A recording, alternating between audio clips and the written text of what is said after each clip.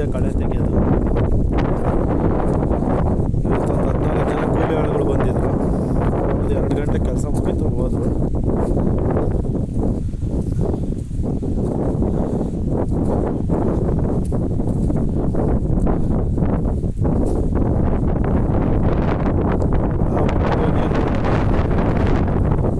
ಗಂಟೆ ಕೆಲಸ ಮಾಡಿ ಎಷ್ಟಾಗುತ್ತೋ ಅಷ್ಟು ನಾವು ಕೆಲಸ ಮಾಡ್ಕೊಂಡು ಹೋಗ್ಬೇಕು.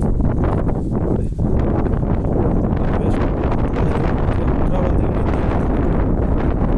ಭೂಮಿ ಮೇಲೆ ಹೆಂಗೆ